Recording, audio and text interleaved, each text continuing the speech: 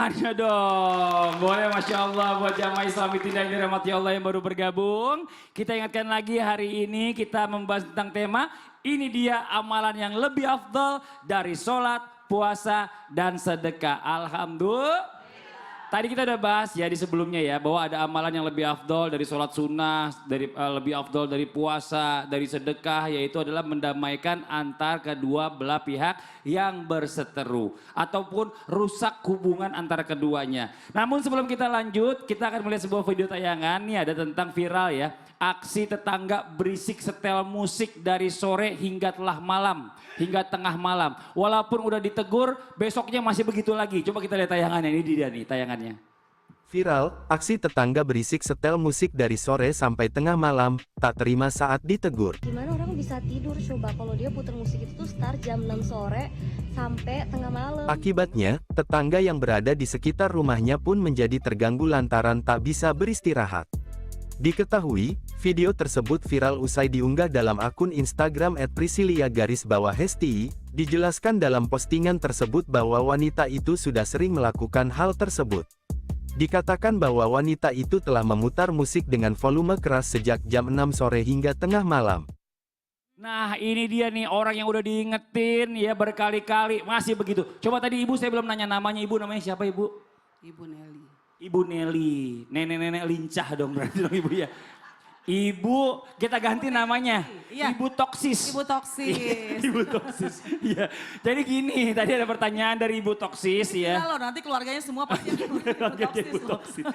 Iya jadi Bu Nelly tadi bilang di sebelum iklan, ada orang dia nggak mau berbaikan atau mungkin juga nggak mau maafin, ada orang yang memang itu benar-benar orang itu toksik ya. Kalau kata Ibu Nelly tadi toksis. Nah ini bagaimana, boleh nggak? Orang itu selalu cari gara-gara mulu Ustazah. Mau izin penjelasannya. Tepuk tangan buat Ustazah Nada. Terima kasih Kak Fadli, izin Ustaz Syam dan Ustaz Maulana. Masya Allah, bismillah, walhamdulillah, wassalatu wassalamu ala rasulillah. Gimana kalau sekiranya punya teman yang toksis? Toksik, iya. Toksik maksudnya ya. Ini kalau bahasa orang agak pegunungan sana jauh dikit gitu ya. Bahwa yang namanya toxic relationship. Ya ini keren banget nih ya. Tapi jangan disuruh ulang ya, takutnya salah gitu saya ya. Jadi hubungan yang merusak gitu. Bahwa efeknya negatif. Padahal kan sebenarnya kita kalau berkawan sangat dianjurkan memilih agar membawa aura positif. Sehingga kita pun ketika menjalani hari-hari kita selalu dalam kebaikan, kebahagiaan. Lalu bagaimana kalau apalagi tetangga, teman ya. Pertama ini memang adalah sebuah hubungan yang spesial karena toksik tadi. Yang pertama yuk coba kita cari tahu dulu apa sih penyebabnya. Kenapa kok dia kayaknya tuh nyebelin, kenapa kok ya kayaknya bikin gara-gara terus. Jangan kita langsung mencaci maki diri kita sendiri atau bahkan mencaci maki orang lain. Tapi coba cari tahu apa penyebabnya. Bisa jadi memang keadaannya sedang punya masalah. Atau mungkin lagi ada yang dirasa-rasa kurang paham tentang ilmu-ilmu kebaikan-kebaikan. Bagaimana hubungan kepada manusia harus santun kepada sesama. Nah ini yang pertama cari tahu. Kalau memang dia punya masalah, maka jadikanlah kita orang yang bisa merubah seseorang menjadi jauh lebih baik lagi. Jadi jangan ketika kita punya teman toksik kita jauhin, kita musuhin. Apalagi kalau kita omongin kemana-mana. Ini naudzubillah min dzalik. Jadi justru cari tahu, apalagi tetangga, apalagi teman dekat, kerabat misalnya. Cari tahu kenapa sih dia semacam itu. Yang kedua, boleh kita sebagai muslimah, kewajiban kita adalah kalau kita melihat sebuah kemungkaran tidak tepat, maka boleh kok kita untuk memberikan masukan, kita memberikan saran, kamu jangan seperti itu karena ini terkait dengan akhlak. Bukankah kita harus menjaga hubungan baik kepada sesama? Karena yang kamu lakukan ini bisa mengecewakan orang lain. Dan bahkan mungkin yang kau lakukan bisa nanti merugikan orang lain. Dan bukankah engkau akan masuk ke dalam ranah kezoliman. Nah ini kalau memang mampu kita ucapkan dengan lisan. Kalau memang tidak mampu dengan lisan kita, maka kita bisa dan boleh minta pihak ketiga. Contoh lingkungan, tetangga, jiron misalnya, oh ada Pak RT, ada Pak RW, libatkan mereka untuk bisa mendamaikan, untuk bisa kita membuat semuanya menjadi baik. Jangan kita, mohon maaf, jangan kita yang punya teman, punya lingkungan yang toksik tadi, maka kita yang mencari permusuhan baru. Naudzubillah, justru kita mencoba untuk mengambil siapa orang-orang yang bijaksana, orang yang paham, orang yang ada di lingkungan itu yang bisa mendamaikan sehingga baik-baik saja, apalagi tetangga. Karena dalam Islam ini tetangga ini sangat-sangat harus kita perhatikan ya. Ini adalah di antara kerabat yang dekat dengan kita. Karena memang bukan saja rumahnya dekat, karena memang orang yang pertama ketika kita membutuhkan pertolongan di dalam rumah kita pasti adalah tetangga kita. Jadi oleh karena itu perhatikan, jalin baik hubungan kepada tetangga, juga kepada lingkungan, kepada kerabat dan saudara. Teman-teman kita juga harus kita berikan masukan agar mereka menjadi orang yang jauh lebih baik lagi. Dan yang ketiga, gimana Ustazah kalau udah dikasih tahu, udah orang ketiga juga memberi masukan, tapi masih begitu aja yang Allah cantumkan dalam Al-Quran, wa'arid anil jahilin, ya udah. Berpalinglah dari orang yang jahil, berpaling dari orang yang bodoh. Udahlah dikasih tahu, kok yang nggak ngerti-ngerti juga. Udah dikasih masukan, kok yang masuk kanan keluar kuping kiri. Kayaknya nggak bisa gitu diberi masukan. Oleh karena itu ya udah kita berpaling, jangan berdekatan. Mungkin kita bisa menjaga jarak. Tujuannya bukan untuk memutus tali silaturahim, tapi insya Allah tujuannya adalah untuk menjaga keseimbangan mental kita, menjaga diri kita. Jadi sekali lagi yang penting jangan kita yang memutuskan hubungan silaturahim dan jangan kita yang merusak hubungan perkawanan, pertemanan. Sebisa mungkin kitalah yang mendamaikan. Ini adalah sebuah hal yang harus kita upayakan. Tapi kan susah Ustazah. Iya, ingat hadiahnya besar. Hadiahnya rahmatnya Allah, hadiahnya Allah akan angkat derajat kita. Allah akan memberikan tuntunan kepada kita, hidayah, taufik sehingga kita berada pada jalan kebenaran. Oleh karena itu upayakanlah segala sesuatu meskipun berat, tapi kalau hadiahnya rahmatnya Allah, mendatangkan kebaikan-kebaikan, maka kita harus upayakan, insya Allah Allah akan beri kemudahan. Jadi yang pertama cari tahu dulu masalahnya, kemudian kita beri masukan, bahkan mungkin kita bisa merubahnya. Kalau memang masih semacam itu, boleh kita menjaga jarak, insya Allah tidak termasuk orang yang memutuskan silaturahim. Tapi kita kalau misalnya kita tahu orang-orang yang toksik itu biasanya orang-orang yang caper. Cari perhatian. Cari perhatian. Mungkin ya ini Bu Nelly ya, di rumahnya tuh kurang perhatian dari suaminya, dari anak-anaknya Ya. gitu ya. Makanya kalau dia kurang perhatian gitu sering ajak jalan ke mall ya Ustadz ya. Karena di mall ada apa Ustadz? Ada perhatian. Ada perhatian. Tapi kalau perempuan itu kan harus manja-manja, harus disayang, harus digendong. Kan dia susah. Kenapa? Ya udah, terima kasih banyak Ustaz Zanada, tepuk tangan buat Ustaz Zanada. Terima kasih banyak juga Ibu Nelly pertanyaannya. Oke, sekarang kita lanjut lagi. Waktunya kita memberikan kesempatan buat jamaah yang di studio mewakili jamaah yang di rumah untuk bertanya langsung sama guru-guru kita. Tapi sebelumnya kita masuk dulu ke segmen Tanya Dong Ustadz. Kami semua tanya dong Ustaz. Oke boleh, kalau gitu langsung aja kita kasih kesempatan yang mau bertanya, silakan angkat tangannya. Ayo, oh dari yang kanan dulu dekat Ustadz dulu. Silakan Ibu izin, iya.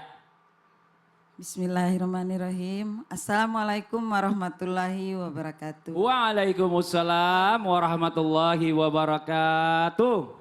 Nama saya Ratna Mariani dari Majelis Taklim Norhana Pertiwi dari Tanjung Pandan Belitung, Masya Allah, Babel. tepuk tangan dong. Bangka Belitung. Ya, Bangka Belitung. saya mau bertanya kepada Ustadz Maulana. Wih pantesan dia diri, GR banget. Takutnya kalau ditanya kan malu.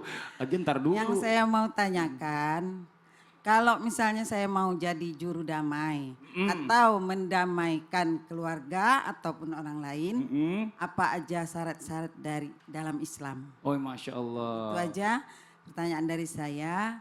Minta jawabannya dari Pak Ustadz Maulana. Ya. Assalamualaikum warahmatullahi wabarakatuh. Waalaikumsalam warahmatullahi wabarakatuh. Tar dulu sebentar Ibu Ratna. Ibu Ratna ini dia fansnya Ustadz Maulana, betul ya Bu ya? Iya, tiap hari nonton. Ganteng gak Bu asli? Ganteng lah. Wow, luar biasa. Awas pingsan Bu, makasih banyak. Tepuk tangan buat Ibu Ratna. Masya Allah, silakan Ustadz dijawab. Ustaz ada Ustaz Sams.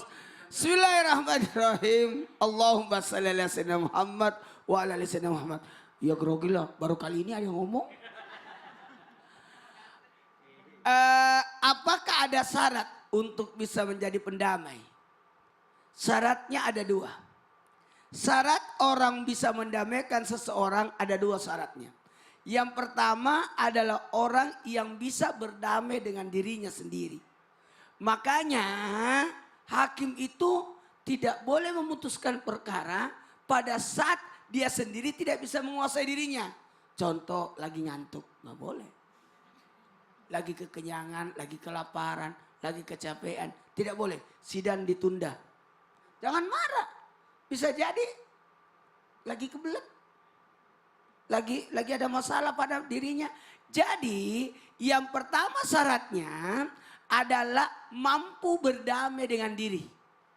Syarat yang kedua, orang yang bisa menjadi pendamai, syarat yang kedua ini penting. Apa itu? Mau tahu? Mau tahu? Orang yang membenci permusuhan. Dia benci permusuhan. Dengan alasan apapun dia tidak suka permusuhan. Ini cocok jadi pendamai. Kita sebagai orang muslim, orang mukmin, ini harusnya memiliki sifat ini. Tidak boleh ada kebencian. Jangan pernah ada kebencian pada diri kita. Makanya dua syarat ini berlaku kepada seorang muslim dan mukmin. Harus memiliki itu. Dia harus bisa berdamai dan mengerti atas dirinya. Dia harus membenci permusuhan. Dengan alasan apapun. Aku benci ibuku. Tidak boleh kau benci ibumu. Jadi semua dengan alasan apapun dia tidak menerima. Maka ketika menjalankan mendamaikan orang harus mengedepankan akhlak. Masya Allah. Terima kasih banyak Ustadz Maulana Ibu Ratna. Tepuk tangan dong sekali lagi buat Ustadz Maulana. Oke, satu lagi kita kasih kesempatan yang mau bertanya boleh silakan angkat tangannya yo. Coba, bawa Bapak dulu nih. Wah, silakan Bapak izin Pak. Iya. Baik, terima kasih. Assalamualaikum warahmatullahi wabarakatuh. Waalaikumsalam warahmatullahi wabarakatuh. Nama saya Abdul Hadi dari Majelis Taklim Nurhana Pertiwi, Tanjung Pandan, Kabupaten Bitung. Tepuk tangan dong Pak buat Pak Hadi. Silakan Pak. Tanya dong Ustadz. Saya akan bertanya kepada Ustadz Sam. Baik, silahkan. Pertanyaannya, gimana kalau di antara keluarga ada berselisih, terus sudah tidak mau lagi silaturahmi di antara keduanya. Terus ini penyebabnya adalah karena warisan. Ya, sehingga sampai mereka masing-masing meninggal dunia. Apakah ini akan menjadi amal dosa jariah? Apa yang mereka lakukan? Karena tidak selesainya masalah sampai mereka wafat. Iya ini gara-gara warisan gitu ya Pak Abdul Hadi ya. Itu aja pertanyaannya Pak? Ya itu aja Pak. Oke, terima kasih banyak Pak Abdul Hadi. Tepuk tangan buat Pak Abdul Hadi.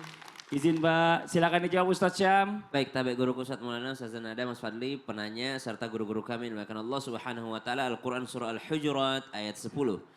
أعوذ بالله من الشيطان الرجيم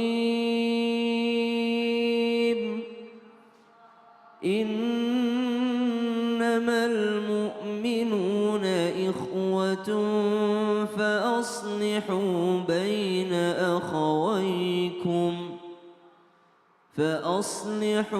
بين أخويكم واتقوا الله لعلكم ترحمون. Sesungguhnya orang-orang mukmin itu bersaudara. Karena itu damaikanlah antara kedua saudaramu tersebut yang berselisih. Dan bertakwalah kepada Allah agar engkau mendapatkan rahmat dari Allah Subhanahu wa ta'ala. Ada seseorang yang memutuskan silaturahim. Maka apakah dia menjadikan dirinya mendapatkan dosa jariah? Maka perlu kita ketahui dalam Al-Quran tidak ada istilah dosa jariah. Tapi adanya amal jariah.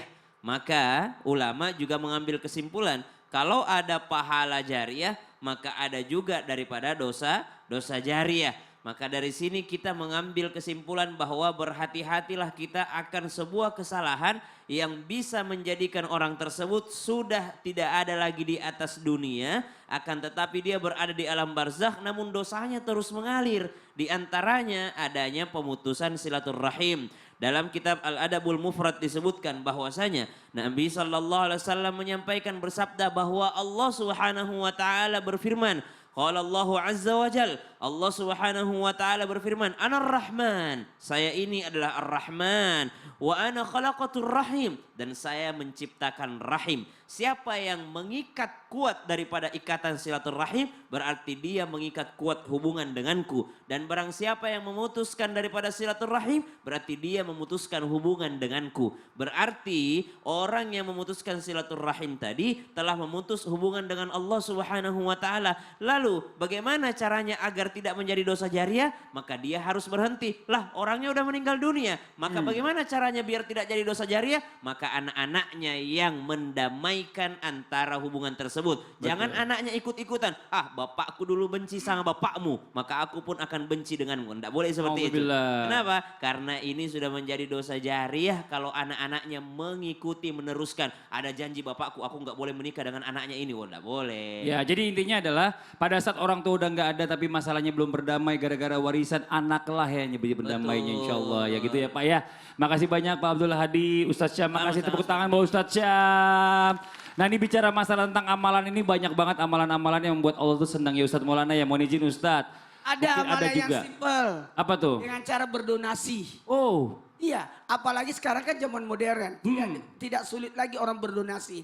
Karena adanya QRIS. Curious. Ya, curious atau Chris ya, benar. Bener kan? Benar. Nah nih ada informasi menarik ini dari CT Arsa Foundation. Yang mana CT Arsa Foundation ini terus berupaya untuk memutus mata rantai kemiskinan. Melalui dua cara. Untuk memutus mata rantai kemiskinan itu dengan dua cara. Yakni melalui pendidikan yang berkualitas dan kesehatan yang optimal. Maka kami mengajak kepada siapapun yang peduli dan ingin turut berkontribusi untuk meringankan beban mereka melalui dua cara, yakni melalui doa dan sedekah terbaik.